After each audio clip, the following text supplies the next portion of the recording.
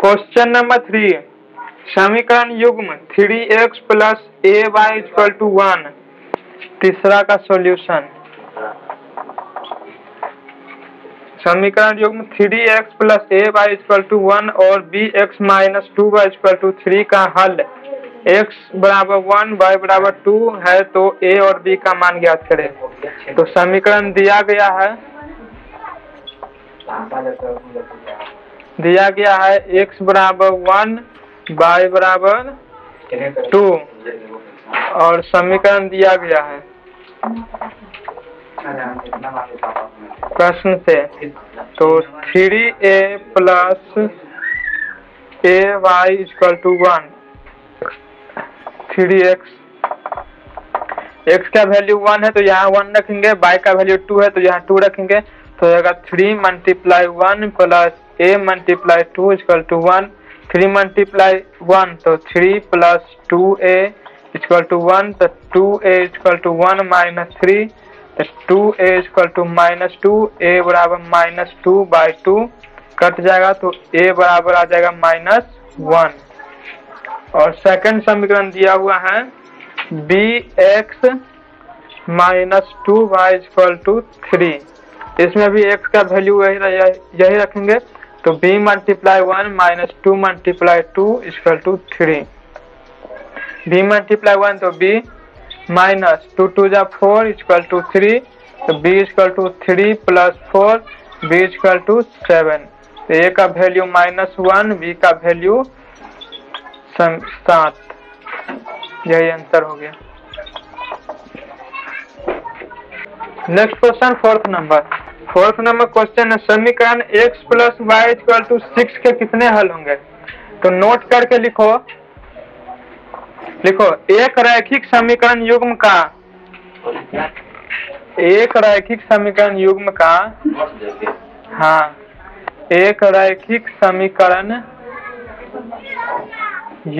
का अनंत हल होता है। अनगिनत लिख लो, अनगिनत हल होता है। एग्जाम्पल में 2x plus y equal to 6, ठीक हो लगा। तो इसी फोर्थ नंबर क्वेश्चन कहा गया है x plus y equal to 6 के कितने हल हैं। तो x plus y equal to 6, सिर्फ एक समीकरण दिया हुआ है, दो समीकरण नहीं दिया है जिसमें हम चेक करेंगे विरोधी अविरोधी संगत असंगत। तो एक समीकरण युग्म दिया हुआ है, तो इसके कितने हल, तो अनंत हल, ठीक, अनंत हल। फिफ्थ नंबर क्वेश्चन, फिफ्थ का फर्स्ट कहा गया है वह समीकरण युग्म जिसका एक और केवल एक हल होता है क्या कहलाता है। तो अविरोधी कहलाता है, अविरोधी समीकरण युग्म कहलाता है, ठीक। फिफ्थ का सेकंड नंबर क्वेश्चन, वह समीकरण युग्म जिसका कोई हल नहीं हो क्या कहलाता है। तो फिफ्थ का सेकंड कहलाएगा विरोधी, और इसे संगत कहेंगे, इसे असंगत कहेंगे, ठीक। दोनों में से कोई भी ऑप्शन में रह सकता है, ठीक। नेक्स्ट क्वेश्चन सिक्स्थ का फर्स्ट, तो दिया हुआ युगपत समीकरण 2x plus 3y equal to 8, second समीकरण दिया हुआ है 4x plus 6y equal to 7 के कितने हल है। इसमें हलों की संख्या ज्ञात करनी है, ठीक। तो इसे पहले व्यापक रूप में बदलेंगे, नहीं बदलेंगे तो बराबर के इक्वल में दोनों है, तो इसे भी लिख लेते हैं। तो ये a हो जाएगा, ये b हो जाएगा, ये c, ये d, ये e और ये f, ठीक। तो a बाई d तो 2/4 equal to b by e तो 3/6 इक्वल टू 8/7, तो ये कट जाएगा 2 बार में, तो हो जाएगा 1/2 इक्वल टू 1/2 इक्वल टू 8/7। तो ये दोनों तो इक्वल है, ये इक्वल नहीं है, तो सेकंड बार कटेगा तो विरोधी समीकरण हो जाएगा। और इसका हलों की संख्या पूछा गया है, तो कोई हल नहीं होगा, इसका कोई हल नहीं होगा। 6 का सेकंड नंबर क्वेश्चन है युगपत समीकरण x + 2y - 8 = 0। Second 2x + 4y = 16 के कितने हल होंगे। इसमें हलों की संख्या पूछा गया है, ठीक है, हलों की संख्या।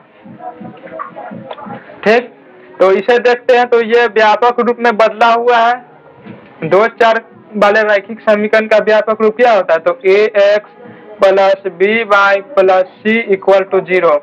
तो इस फॉर्मेट में ये बदला हुआ है, पर ये नहीं बदला है। ठीक, तो इसे हम चेंज करेंगे इस फॉर्मेट में।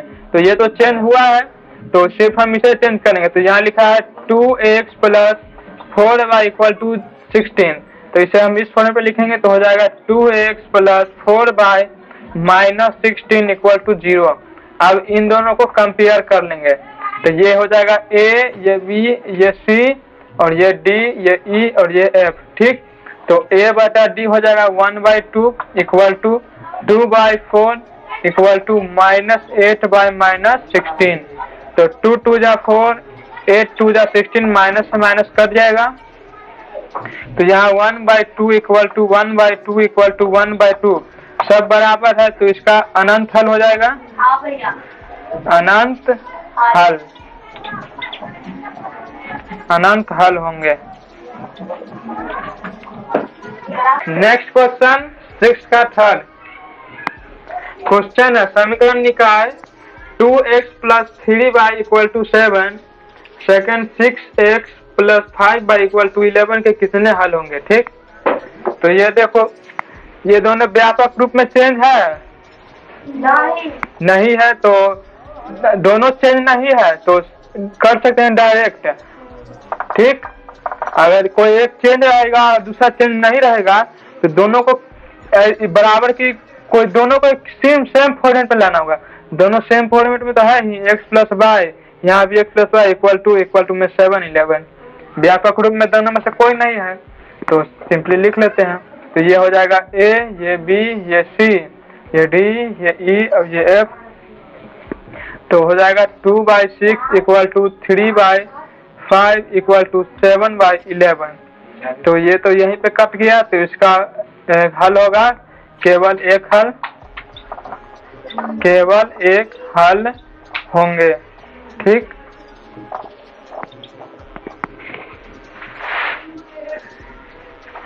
सेवन नंबर क्वेश्चन है यदि युग्म a1x + b1y + c1 = 0 और a2x + b2y + c2 = 0 के लिए a1 = a1/a2 ≠ b1/b2 हो तो समीकरण के कितने हल होंगे। तो देखो a1/a2, तो यहाँ पे है a1/a2, यहाँ है b1, यहाँ पे है b2। तो ये a, ये b, ये c और ये हो जाएगा d, ये e और f। तो a/d और b/e नॉट इक्वल है, ये नॉट इक्वल है। अगर फर्स्ट बार में कट जाएगा तो कितने हल होंगे, तो केवल एक हल, केवल एक हल होंगे। यही पूछा गया है कि इस समीकरण निकाय को अगर इस फॉर्मेट में लिखा जाए तो कितने हल होंगे, तो केवल एक हल होंगे, क्योंकि फर्स्ट बार में कट गया तो केवल एक हल। क्वेश्चन 8 का फर्स्ट क्वेश्चन है 5x - 3y - 11 = 0। सेकंड है 6y - 10x + 22 = 0। इसमें पहचानना है कि कौन सा विरोधी अविरोधी आश्रित, विरोधी अविरोधी और आश्रित पहचानना। ठीक, ये तो सही फॉर्मेट में है, इसे फॉर्मेट में बदलेंगे। ठीक, सॉल्यूशन पहले x लिखाना चाहिए व्यापक रूप में, यहाँ पे पहले y लिखा हुआ है तो इसे x लिखते हैं। तो यहाँ हो जाएगा -10x plus 6y plus 22 equal to 0। अब ये हो गया फर्स्ट और ये हो गया सेकंड, करते हैं तो हो जाएगा 5/-10 इक्वल टू -3/6 इक्वल टू -11/22। ठीक, तो कट जाएगा 2 बार में, 2 बार में, 2 बार में, तो हो जाएगा 1/-1/2 इक्वल टू -1/2 इक्वल टू -1/2। तो इसके अनंत हल हो जाएंगे, अनंत हल। तो हमें हल नहीं बताना है, हमें बताना है कौन सा समीकरण। तो ये हो जाएगा आश्रित, ये आश्रित समीकरण युग्म होगा।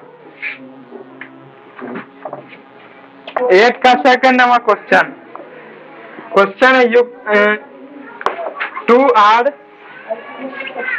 2r minus 3s equal to s, 4r second minus 6s equal to 9।